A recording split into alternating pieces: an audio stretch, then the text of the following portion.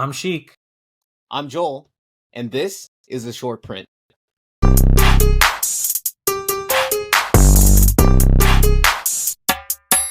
This is now our third episode. We're bringing it to you every 2 weeks, and as we record this, the in-season finals are about to upon us, like in a couple of days. Actually, just tomorrow is the finals. You have the behemoth, I guess, in NBA history, Los Angeles Lakers, and then they're playing the Pacers, who haven't been really relevant. Maybe a decade. Would you say, Joel? Paul Pretty George was close. there a decade ago. I just think about the Heat Pacers series being the last time I actually thought of them as relevant. Joel, we were like kids then. I mean, Maybe you. forgot about Paul George, Paul George, Roy Hibbert, George Hill, Lance Stevenson. Oh wow, the Lance Stevenson, the famous thing where he blew in LeBron's ear. Yeah. Actually, I think this was about 2013, 2012, Yeah. 2013. So it's been almost a decade. So Halliburton is leading the way. I'm just shocked at his decision making. It's double-digit assists, no turnovers, getting everybody involved. Buddy Hield starting to make baskets. He was out for a little bit. I mean, they have young talent like Mathurin coming off the bench now. Have they arrived? I'm not so sure, but this is a great sign. Like, they got through Boston at home. They beat a Bucks team that beat my Knicks. And I'll be frank, like the Knicks actually played great, but the Bucks could not miss a three, and they made 23 threes, and that's how they advanced. So we're going to find out. And I personally think the Lakers are a 3.5 point favorite, Joel. I believe the Pacers are going to win. Wow. I do not think that the Lakers will take it. They're just on a rhythm, and they don't play defense. But right now, in a one-game kind of series, it doesn't seem to matter. What would matter maybe for the Pacers is if they beat somebody in game one. I think in game two, you would see a lot of adjustments, and they would probably lose a game two. So I think the one-game NCAA kind of feel, that's what's going to happen. And here's like my last thought on this, Joel. I have this weird theory, and I don't know if it'll happen or not, but in the first 5 or 6 years of this NBA in-season tournament, because I think it's going to keep going, I don't believe that there will be an in-season tournament champion and an NBA champion in the same season. I do not think they are two different types of teams that win that championship. Yeah, I mean, I think if you're playing for one, maybe you're not playing for the other. If I were to think of the Lakers this year, even winning this, I'd never think them having a shot at the championship this year, just because that's such a grind, right? This in-season tournament is more of a chance, like while teams are healthy, but by the end of the year, you're going to lose a lot of that. I think one of my favorite things of this tournament is been seeing Tyrese Halliburton just take off. I mean, the sheer assist numbers, and with the low turnovers, 0 turnovers basically for him, it's insane. I mean, the ugliest part of his game is his jump shot, but once you get past that, they go in.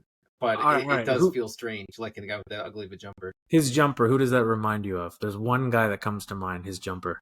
Well, my friend brought up Sean Marion, but I thought his was more of like a little pooch, little in the basket. Like little wrist action. Yeah. Kevin Martin. Yeah, that was an ugly jumper too. Yeah, but it went in. He was pretty good for a handful of years. Yeah, he was effective. I remember flipping his exquisite for a while. Yeah, when Kevin Martin was hot. So he's now, I think he's like still pretty young. Halliburton is. So we'll see what happens. But if I was a betting man, I would bet on the Pacers on that spread. I just have a feeling that they're just gonna carry it through. I forgot who recently said that. Basically, I think it was Kevin Durant that said that the Lakers are pretty much a lock in this series, basically because it's the Lakers and they have the crowd and they're favored just because it's the Lakers. Well, he also said because they beat us, so I don't know. So yeah. But I am excited about the tournament. I wish I went to the Lakers game. I live out here like in California. I wish I had time to go, but next season maybe I'll try to go to a game. I think I'm going with the favorite. I'm going with the Lakers. I think just because this is probably the only thing that they have to play for this season. It sounds bad, but this is going to be the LeBron's ring, his other Mickey Mouse ring. for the Oh season. God, here we go. But I'm excited to, and if you guys are like interested in the in-season tournament, please leave a comment down below. I'd love to hear what you guys have to say about it.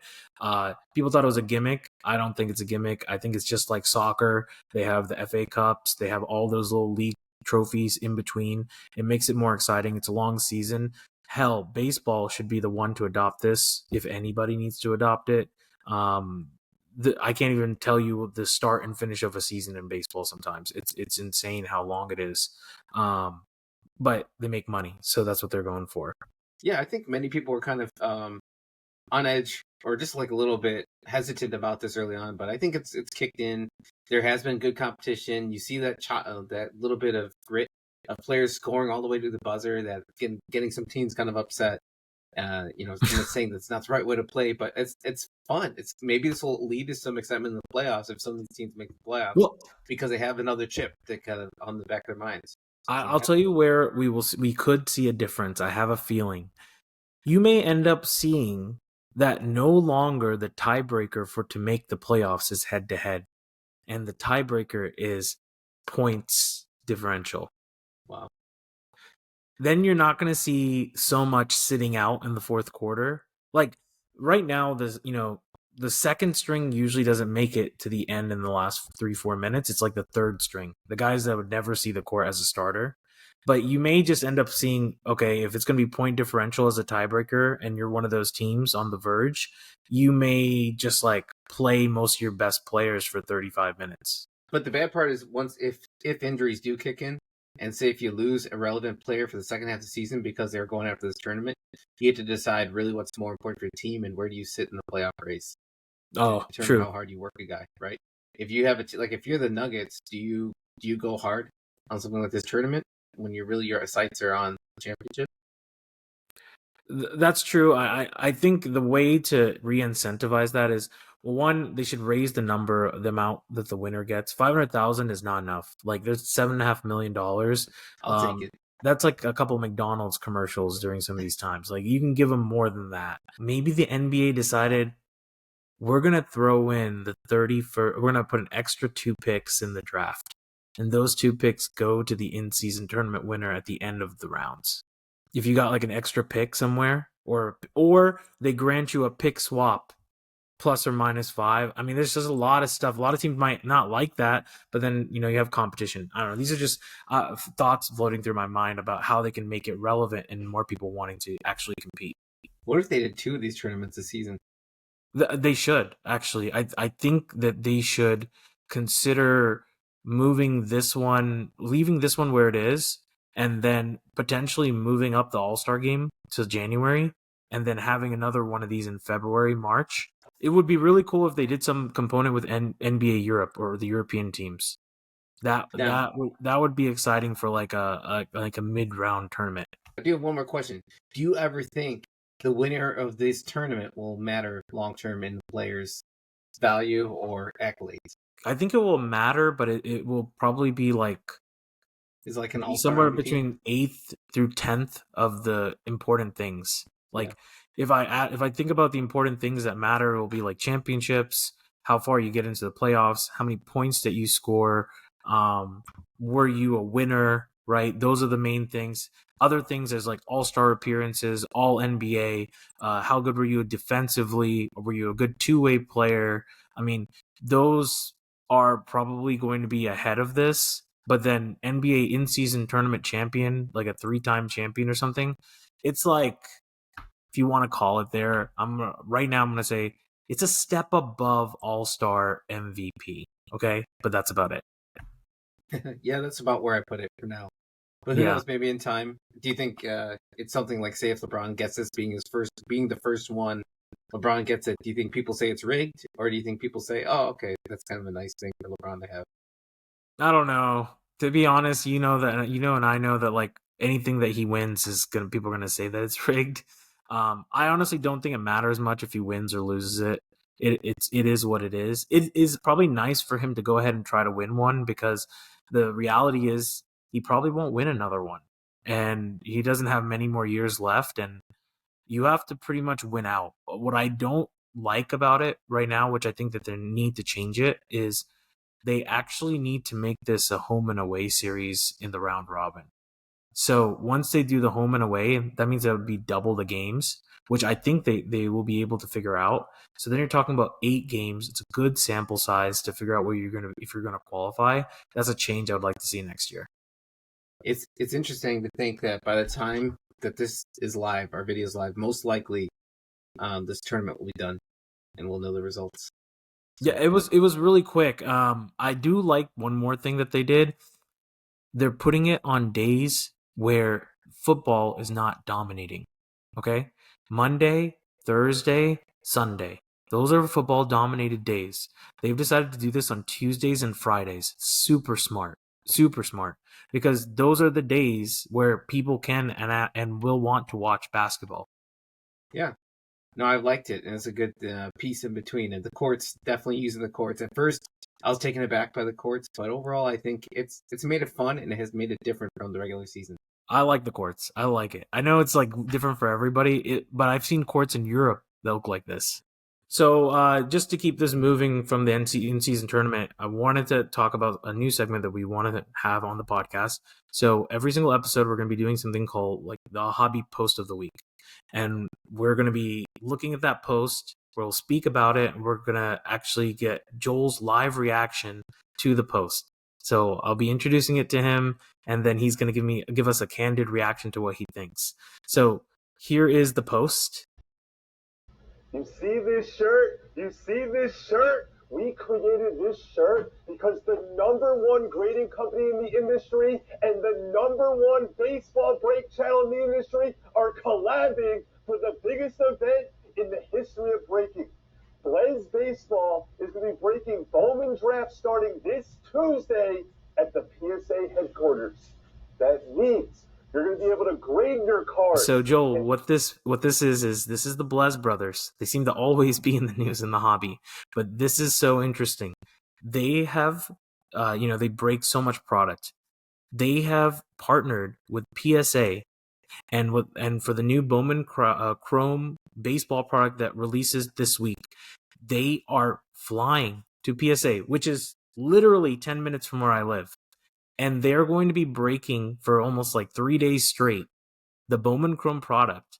And then they're going to take people's hits, and PSA is going to take them in a 24-hour turnaround time for $40 a pop to grade the card and get it back to the customer. So essentially, my question to you is, what do you think about that move? Like, do you think I didn't realize it was only $40 a pop to do that. That's a great price. I think it's strange for that PSA is partnering with Blez. I didn't realize that Blez was that huge. No PSA upcharge. I didn't know that. That's another thing too. No PSA upcharge. So could you imagine pulling a red out of 5 of even a mid-range player, and then that card is still probably could be worth $300 to $400, and you get a 10, and maybe that card ends up becoming a couple grand, and no upcharge. For PSA side, the upcharge, quote unquote, was about insurance, right? Is the reason why they're upcharging is because they have to insure for that amount at some point for forever, right? At least for a certain value. So you think that if they're breaking it live and it's being handed to them from Blez, then they don't need that insurance because they feel good about the card. There's no funny business, right? But I actually think this is quite amazing. The reason it caught my eye is you're cutting like so much shipment time, and if there's like this whole thing that's happening right now, Joel. It's no one's talking about it, but it's a Fanatics versus PSA kind of movement right now.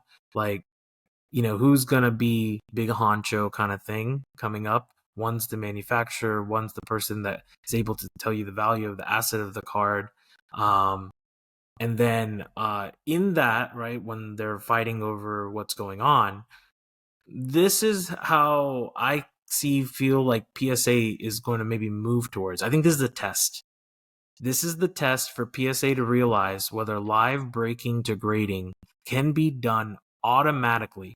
And then I don't know what happens then, because see, if you think about it, Fanatics has done this thing where they've given the distribution and they have partnered with breakers to break the product. but the breakers still have to go send it to the grading companies if you want, or a customer can take it back. So this is like almost putting everything in-house. Yeah. I think it's pretty cool that I didn't realize you were down the street. I think you should go watch this live. All right, you know what? I do have Chad's number. I'll message Chad and be like, Chad, can I come by? And I literally am 10 minutes away from PSA's headquarters. It's funny.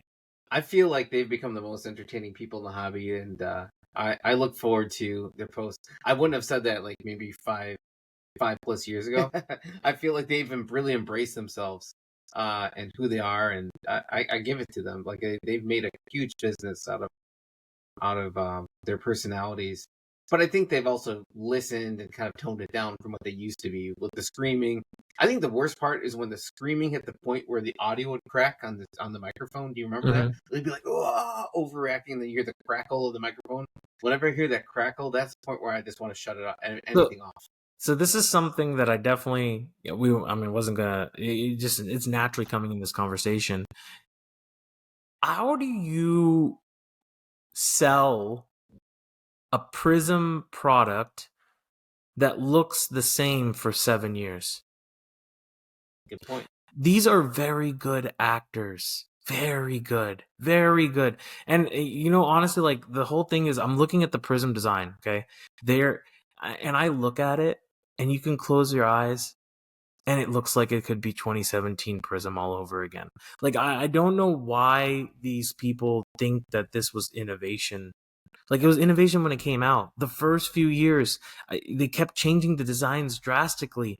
Why aren't you changing the designs? I don't get it. I don't get it, Joel. And all the people that are breakers are amazing at selling you the same exact looking product for 7 years running. Yeah. I mean, it's a part of where it's at. I've found myself kind of getting bored of new products right now, and I hope I can jump back and start ripping. And I think that's just a part of just not being able to rip at current prices. I kind of become numb to it. I want to clarify something, though. I am not anti-breakers. I actually believe breakers are extremely essential to the hobby. Without them, there are people that cannot get the singles, okay? And maybe some people will say, oh, well, the price of the box is too high. But the truth is, the price of the box is high even without breakers being in the industry. Trust me, it would stay high. So I like what they provide for the hobby, for the ecosystem. It's just that, like, the innovation of design, it kind of is staggering to me how we are still patterning to like the same design year after year after year. And that's why we're going to be talking about this next set, Joel, right? 1997-98 Fleer Ultra series. That's the set we're going to be talking about here, series 1 and 2. And that has so many cards in there that are special to so many different collectors. I first want to start out before we get into the details of that, Joel, is like, I have a little shout out, and shout out is to my buddy at Card Channel on Instagram. He is amazing at putting together print runs across sets. And if you're not following this guy, it's time to go, because he needs to follow from anyone that wants to listen, that wants to learn about how many of items were made on a lot of the 90s sets. And he has put so much information into his posts, and one of them here was the 97-98 Ultra. That's that I just wanted to give him a shout out for what work he's done. Good one. Yeah. So and you're then gonna get into some of the odds? Yeah, I will. Let me get into some of the odds. So, right, there's series 1 and 2. Series 1 a little bit bigger than series 2 on the checklist. One of the things is there is a gold medallion in each pack, and then also, the gold medallions are not worth a lot. Okay, they're everywhere. The platinum medallion is what everyone likes. That's out of 100. It gives you this cool, like, retro look, and sparkly. It is sparkly. And like, the other thing about the platinum medallion, nobody's talking about this. There are some parts of the card, if you're just like in your peripheral vision and you're not actually looking at it straight, it reminds me, like, the color of the fuzz on a television. I can see that. Yeah. So I thought that's just something I've never told that to everybody. That's something there. So that's out of 100. Those are still very expensive. Waldorf Stories Grant Slayton on Instagram, he has the Jordan 1/1 Ultra Masterpiece, which is even more rare. That's 1/1. Joel, that was the first year they ever numbered platinum medallion as well, which is why that set's so important. And some of the other things that are so important to people, one thing that I found was really cool, Heir to the Throne came out of that set. And it's so interesting because Panini, they have their own like rookie royalty set, Joel, where you have like Zion like sitting in a chair. Same thing in the Heir to the Throne. That is what Fleer had done this set 25 years before. Then one of my favorite inserts is the Star Power Supreme. I love that insert. The Jordan is great. It fades so easily. It's still worth quite a bit. That print run has almost 480. The Star Power Plus, which is the lower version, there's about print run of about 3841 on that. You know what? I can talk about this forever, Joel. Why don't you go ahead? Yeah, the Star Power Supreme actually had a Kobe 9.5 at one point in time, and those were so condition sensitive. That foil on the top would just chip off, and like the corners on like the writing, the Star Power Supreme. I think that you would see many that were in case as a high grade, where if you actually looked at it, you could see like little spots where it came or kind of chipping off, and it almost felt like they were grading that card on a curve, where just because of how condition sensitive it was, seems like some reach a high grade, and who knows. But that being said, the acetate on those cards with the yellow, and then all the I don't even know what you call that background, like it's like an atom. Or, like an atom, right? In the background. It's like what they use in Big Bang Theory almost, you know? Right. Just all throughout the card and embedded into the design. I'm like, that's what we miss in today's hobby. We need acetate. We need to put on foil on the acetate and have layers to cards. I feel like we don't have cards with layers anymore. It's all just one layer of whatever it is. Well, did you like the Immaculate Acetate when it first came out? Did you like those cards? I think I loved them at first, and then I felt like it started to become a little bit played out or a little bit overdone because it was so nice. But they were really sharp. Yeah, I enjoyed it. But with 97-98 Ultra, I think one big thing about this set in particular is they had the 1-in-4 rookie card, and this was huge back then. I think what people today don't realize, getting a rookie 1-in-4 packs, like if you were to pull Tim Duncan, that was a big card because it actually was pretty difficult to pull Tim Duncan out of that set. And T-Mac too. Yeah, well, yeah, T-Mac too. But the funny part was, you would think the gold medallion would be more desired, and in that set, the rookie card, true rookie card, was more desirable than the gold medallion because you got one gold medallion per pack, and you got one rookie every 4 packs. So if you got a gold medallion rookie, it was actually worth less than the actual 1-in-4 rookie. And that set was extremely condition sensitive. Joe, like there's so much. It's a really tough grade. A lot of those cards are a tough grade. Yeah, I mean, we haven't even talked about some of the other amazing cards. The Court Masters. That card is absolutely beautiful to look at. It's so shiny. And then let's not forget Ultra Stars. Okay? Mm-hmm. Ultra Stars and Ultra Star Gold. Okay? Ultra Star Gold has had a series of sales from Michael and Kobe lately, and it honestly has brought the price to a little bit maybe more relevancy, like affordability, I guess. But I don't think people realize how rare Ultra Stars Gold is, Joel. 1 in 1440 packs. It is probably one of the toughest cards to hit, and only 89 of each. That is extremely low for a 90s card. So that time period of time, and I'm sure I brought this up in our other 2 episodes, is 90s is just the start of when the internet was going. And when I was opening packs of this, it really felt like you had no clue. Like if no one in our shop pulled an Ultra Stars Gold, I never saw an Ultra Stars Gold in my life until basically, a lot of these things started popping out more often online. Because so locally it would just be all hearsay. No one's pulling a 1 in, 1,400 pack insert locally, right? It's just something that doesn't come out because at that time people aren't ripping cases upon cases. At least where I was, right? It was No, more we'd be lucky no to get one a was couple ripping packs. cases. No one was ripping cases unless you're like a hobby shop owner. So there was a couple stories. Actually, both of my stories are related to Series 2 because that just happened to be the one that was more available in my shop. We opened what we could of Series 1, but it got kind of like we just didn't have enough to rip much. You know, a friend of mine pulled a Tim Duncan out of Series 1. In Series 2, two stories in particular. One was we used to go there during our after school, during some school days. My one friend who had the license, we'd be able to drive there, right? And we all went in his car. We would just rip whatever we could afford of it. And my friend pulled a platinum medallion, 98 grades of Anthony Hardaway. And we were just like floored, like, holy cow, seeing a platinum medallion in person. It was just something that you just did not see, period, right? Seeing a card number to 100 and just knowing the platinum medallions were so special. That being said, the 98 grades was one of the more plain-looking platinum medallions. So we were looked at, and really, you could kind of miss it. It's affordable. It's very affordable. Because that was the Series 2 kind of subset at the back of the set. But the foil was a lot, or I'm sorry, the kind of like the sparkle was a lot more prominent in the base set versus the 98 grades. Mm-hmm. Secondly, a friend of mine would bust and he'd always talk with the owner, and him and the owner of the shop would haggle back and forth all the time. And I'm sure my friend was probably trying to get like a slight deal on a pack of Ultra. And anyway, the shop owner is like, who never opened any packs, was like, you're lucky. He looks at me and he's like, tell me which pack to open. And so I was like, I don't know. So I pulled one pack out and handed it to him. He opens it up and we see purple foil on the card in the middle.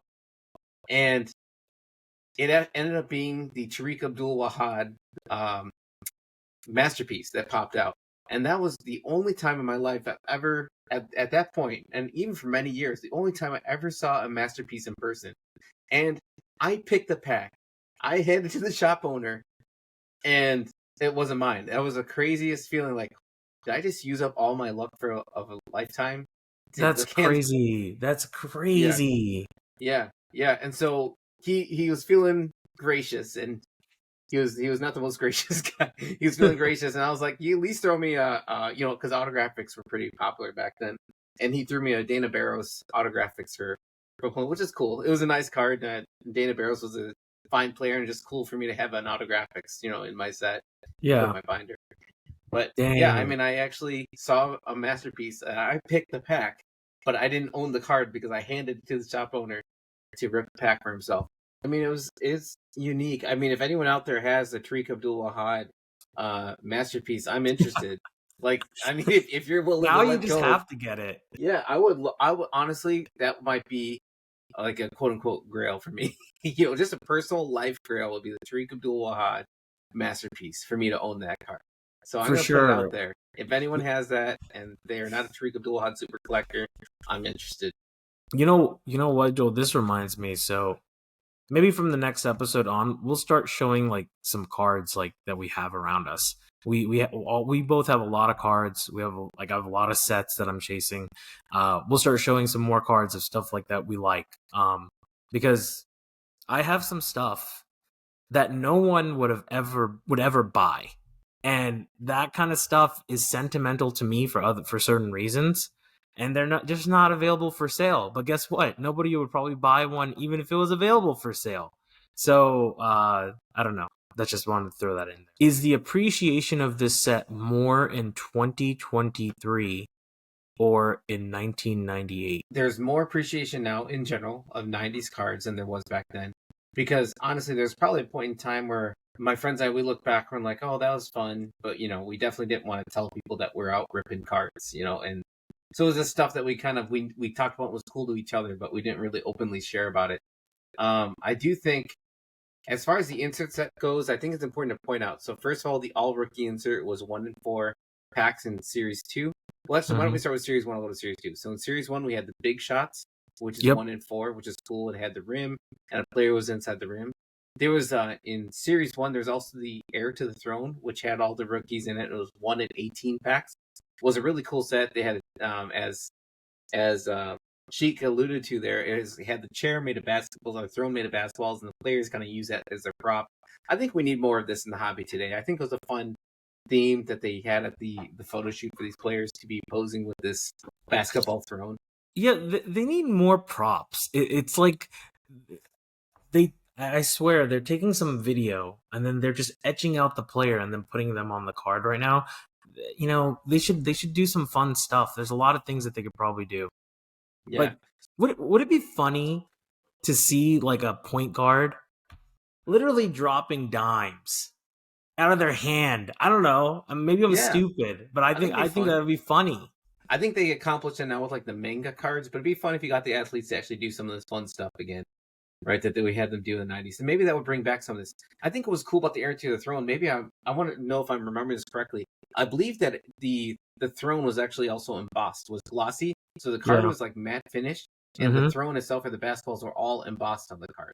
And I would love, I think two features that I want on cards coming up. So Fanatics, if you're listening, even Panini, if you're listening and you want to do something to go out with the bang, use embossed more often. I know. And use layers. Use layers and use the technology with acetate. Don't just do one finish to a card.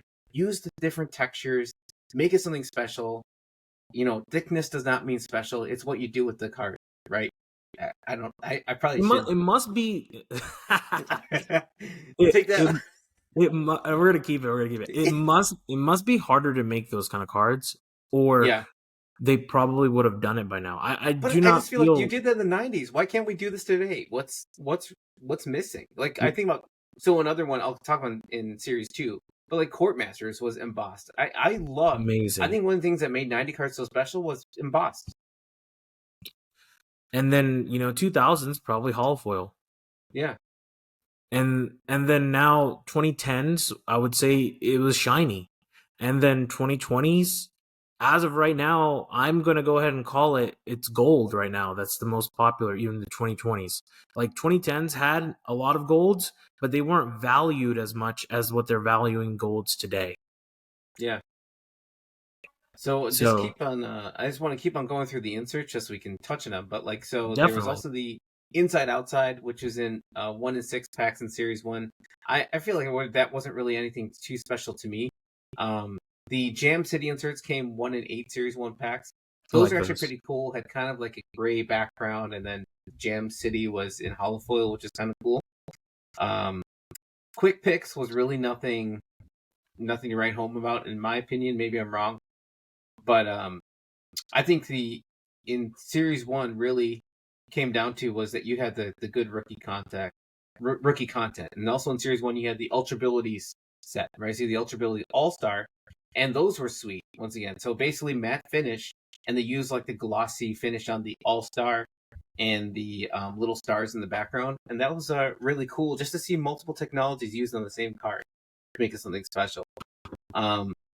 And that led to the Ultra Abilities chain. So you were talking about in Series 2 you had the Star Power Supreme, right? Yep. Star Power Supreme. In Series 1 you had the Ultra Ability set. So you had the Ultra Abilities All-Star, which is 1 in 36, the Ultra Ability Starter, which is 1 in 4, and then you had the Ultra Ability Superstar. So those are the big hits to chase in the Series 1 packs. Joel, are you seeing that, like, these Jordan cards and low print runs on grades, they're having another moment on prices? But what's so interesting to me is the rare PSA 10s are going up in price, but I don't think that it is the ones that are raw and the ones with low grades. I'm not seeing that kind of effect as much. I'm only seeing it on the really rare and graded ones, but it kind of shows you the stability that Michael Jordan has on this market. He has so many amazing cards, and there are people that care about the grade and are willing to pay up for the grade, and then the people that don't care about the grade are holding serve on the price. And that's so interesting to me. It's like they don't care. They just want the card. Even if there was a huge print run, they want the card, which is really nice to see. Yeah, and also it's amazing in Series 1 they had the Ultra Ability set, which I thought was really cool. And then the Ultra Stars was also in Series 1. So that was really a surprising and strong set, which probably made it, which is why Series 2 was a little bit more affordable. Because first of all, you had the big rookies, and you had Ultra Abilities and the Ultra Stars, and the Ultra Stars Gold, as Sheik already talked about. Also, if anyone is listening, we'll be at National together, which is a while from now. But please message us what box you want us to rip. We will rip a box live at National. I'm game. And we'll figure out what that is, but maybe we'll go with what the people want. Maybe we'll rip a box of NBA hoops. No, we will not rip a box of NBA hoops. I guess overall my thing for today is I hope we did this set justice, because I think both of us thought about this set, and this is one that we both greatly appreciate and have really strong feelings about. I'm gonna be sad when we're done with the sets that I have like true nostalgic feelings for, but I do hope that we are doing this long enough to get to those sets that I don't have such strong feelings for, because maybe that's when I'll start developing some new feelings out there, because I'm still got my feelers out looking for what my new chase is going to be. So I'm figuring that out. Yeah, well, maybe next set we'll move to the 2000s. We've been in the 90s this whole time, so it'll be interesting to see if we see something in the 2000s for everyone to listen to. Yeah, that's good. All right, well, great. All right, everyone, and with that, that's the end of this episode. Thanks for tuning in.